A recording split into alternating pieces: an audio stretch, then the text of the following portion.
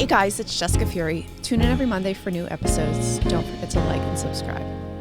Welcome back to the podcast. I'm your host, Jessica Fury. So today, on today's solo episode, I'm going to help you guys because a lot of times I get a lot of questions.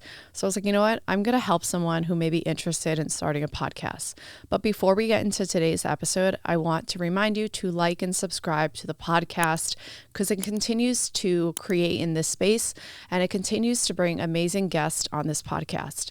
So we're on episode 47 or 48 now. So we have so many different episodes that fill a criteria of wellness, business, relationships that all come back to real estate because this is a real estate podcast. So we'll start with like the first and foremost. If you're interested in starting a podcast, this is the episode that I would say that maybe you want to listen to. And anything that you take from this episode, you can apply to whatever it is that you want to create in the digital space, even if it isn't a podcast. So I've been getting a lot of questions, whether within my company or through like DMs or people just asking me when I tell them about Jessica Fury podcast. So the first and foremost that I would say to someone would be, why do you want to start a podcast? Like, what is your reasoning for starting a podcast? Personally, I started a podcast because I've always wanted to host. It's always been a passion of mine. And prior to coming into the studio today, and I recorded a recording studio, my engineer, who I've been working with for 3 years now, he asked me a lot of the things that he'll hear from other people is, why do you want to start a podcast? Now, I have a brand and my brand is in wellness and it's in real estate and it's in business. And one of the things that I wanted to continue to create within my brand, within my business, is an alternative aside from meeting with clients on a day-to-day basis or just communicating with them, but actually creating something that can be in service to any person, whether they're in the real estate business or they want to take care of their mindset or they want to like up their wellness routine. And then the relationship part of this podcast is just an everyday thing. Like it applies to literally every single thing, whether an intimate relationship, a business relationship, clients, friends, like even your mailman. Like it sounds silly, but it's like everything ties back to relationships. And of course, our relationships with ourselves. So why is it that you want to start a podcast? Does it look really fun? Are you like, wait, maybe I should start a podcast? I think I don't know. I think it's like 500,000. Maybe I'm wrong and it's closer to 1 million people that have podcasts now. So I would be like, why do you want to join this not so saturated place of podcasting? I would definitely say that if you are uncomfortable with talking in front of a camera, I would suggest getting comfortable with creating in the digital space with your phone. And the reason I'm saying that is because with podcasting, another one of the goals is to create an audience and to create a community. So if you're like, you know what, I'm just gung-ho with the whole entire podcast thing, I just want to go for it. But that's why I'm making a suggestion. If you're like, you know what, I don't know if I want to do a podcast, like, am I really comfortable like talking on a mic, in front of a camera, creating content, whether I'm doing solo episodes or whether I'm bringing on a guest? And if you're like, but I still want to start a podcast, I would say give yourself like 2 to 3 months max. Create content on your phone.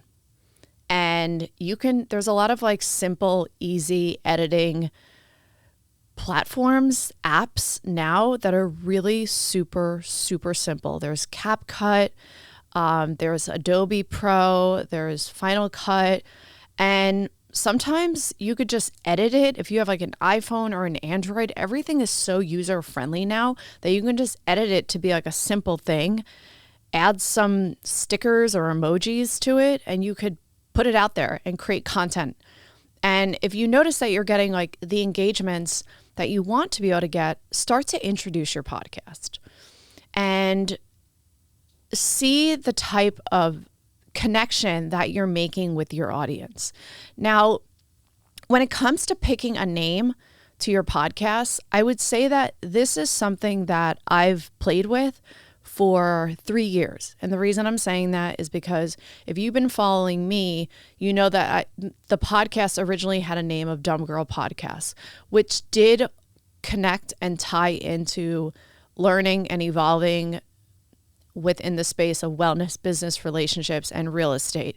But as I continued to do more episodes and started to create to an audience and started to create a little bit more and creating connections with my brand, I just brought it back to myself. And that's why the name Jessica Fury Podcast turned into what it is now, which is Jessica Fury Podcast. So you can find me on all streaming platforms: YouTube, Amazon, Google, Spotify, Apple. And the reason why my podcast is available on all those platforms, now we're tying in another thing if you do want to start a podcast. So let's now say that you have a podcast and you're going to figure out, where do I want to stream this podcast? Do I want to stream the podcast on just YouTube, which is fine? Do I want it to just be on Spotify, which is fine? So the podcast platform that I use, it used to be called Anchor, like a boat anchor. It changed and it is now Spotify for Podcasters. Now that platform, Spotify for Podcasters, allows my podcast, I think it's an RSS it's called. Is that what it's called, Christian? Like an RSS. It's like where my podcast is located. It's RSS feed, and this is where the podcast itself streams out to all the other like sister podcasts. Now, when I originally started this on Anchor, which is now Spotify for Podcasters, it indicated that I can add Google, I can add Amazon, I'm on iHeartRadio. So that gave me the availability to pick and choose where I wanted my podcasts to stream. So naturally, I just chose all of them. Some people, they just want to stick to Spotify and Apple. And again, this is a choice that you can choose. And maybe you just want to do Spotify and YouTube, or Apple and YouTube. I will say that people like the video form because sometimes they just want to see like the guest. So when I originally started the podcast, like many years ago, I had a podcast before coming back into the podcast space, which is like a whole other story that I'm not going to get into today. I actually was just doing the recording from my phone, which is fine. And I say that it's fine because if you're just like, I just want to start a podcast, I would say that that's perfectly fine. You can do all that stuff on your phone now. You can edit it yourself. There's so many user-friendly editing devices now that you could just edit your own podcast. And at that time, I started to look into where can I record this podcast? And this is when I really started to learn the many things that come into play when it comes to recording the podcast. So I record my podcast at Zoom Recording, which is in Los Angeles. So shout out to Zoom Recording. You guys are amazing. This is not an ad, but I will say that Zoom Recording has been incredible with creating my podcast space for 3 years now. So I record at a recording studio and I invest in my time and my engineer that is also at this recording studio. So it allows me to just create in my space. All I do is I show up at the recording studio and I bring my guest in, I give them the address, and everything is set up for me. And that works for me. For cost, it works for me. People have asked me before, why don't you get all the equipment? I look at it as the equipment is a lot between the lights, the soundboard, the engineer, the setup, the mics, the couches, everything is like, I'm like, no, it's so much easier for me to find a place and a space that I can just record. Now, if you're like, yeah, I don't want to record at a recording studio. I follow other podcasters, and some of those podcasters literally only record at home. They buy a mic and they set it up to the computer. And they do a lot of like Zoom recording. They do a lot of like on-air live stream recording. And that's another way that you can create your podcast. Again, this is sort of like piggybacking off the name of your podcast. And that would be, what is it specifically that is aligned? This is the inner work for you to do, is to really like see what's out there, but what is aligned with your podcast. For me, it works really well with my brand to be in a space that is also supportive to the podcast. So it's almost like I work with the recording space by always being in this space. So it allows me to continue to connect to my audience and my brands, because I'm creating in the space that I want to be almost in uniform with my podcast. So let's use an example of like, let's say that you were a chef and you wanted to start a podcast. I would say to you, what is it that's aligned with you as a chef that you want to start a podcast? And maybe that chef is like, well, I'm actually a pastry chef. And I'd be like, okay, great. So you make desserts. He or she would say, yes, I make desserts. So instantly, I would know that whatever this guy or girl is bringing into their podcast, I know it's going to be about food. I know it's going to be about the business of being in the restaurant business. I know that it's going to be something that is creative. So whether you're a chef or you're in real estate, or if you're looking to start like completely out of real estate, and maybe you want to do something that's more wellness based, then what would you then tie in that's aligned with your brand and your business?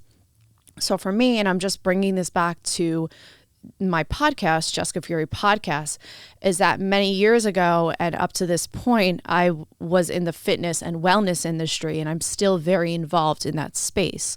So wellness is a foundation for me. And most of my listeners have wellness routines, working out, taking care of their mind, reading books. So for me, I have always knew that wellness was a foundation. And when I started the podcast, it was at that time that I started my real estate business. So immediately I knew that I wanted to have a real estate podcast. And real estate coincides with business. So naturally, for me to pull in business with real estate, it worked perfectly, because a lot of my episodes, it may not be exactly about real estate. Like I did the episode with Blue Cube Tubs. The owner of Blue Cube Tubs is a friend of mine, and he comes from a family of business owners. He's literally like born into being an entrepreneur. So it's such a great episode with Tom. And then relationships is, most of real estate is a business of relationships. And if you're in the real estate business, you know that it is a business of relationships. So that's where I tied in relationships. So I would say that when you're thinking of a name, keep it simple. Don't complicate it. Don't overcomplicate it. And if you're looking for, do I want to just be real estate? Okay, real estate and investing. Do you want to bring in like money? And then asking yourself, like, am I creating conversations? Am I a conversationalist? How am I having conversations with people on a day-to-day basis? Do I have long pauses in between my thoughts? Because the podcasting is more than just doing the solo episodes. The podcasting is the connection to the other person.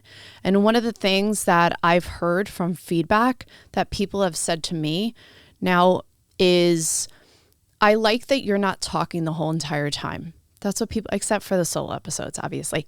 But I've heard that from a lot of people. People have said, I like that the host isn't talking the whole time. I like that you ask the questions and you pause and you allow the person to just respond, and you let the guest be the person to take as much time that they need. And then you know how to interject and ask the next question. So I would say, come back to like, what is it that you want to do, that you want to like create in that space? I don't write a bunch of questions down. You may notice, some of you guys that watch the show, I don't write a lot of questions down.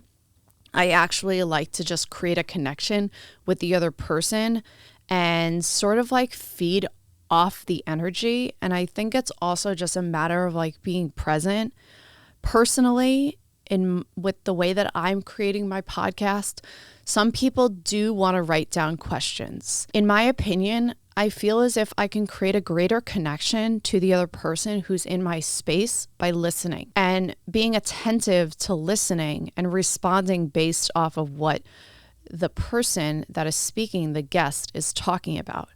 If I'm following questions, for me, it doesn't seem really organic, and it doesn't seem as if it aligns with my brand of flow.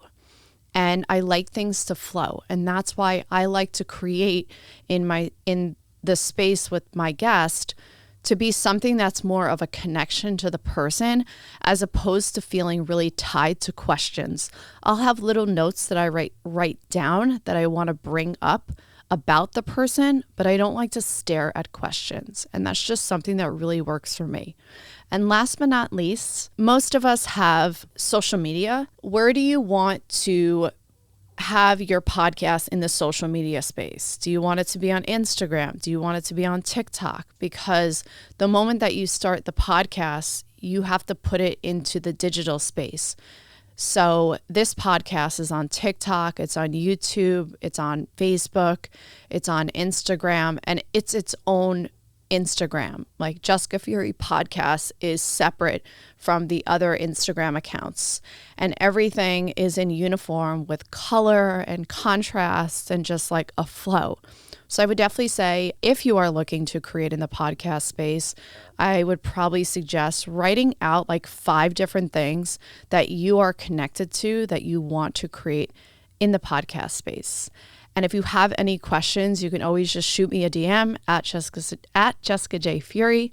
You can follow the podcast at Jessica Fury Podcast. I appreciate you guys being here. Like, subscribe, and I will talk to you soon.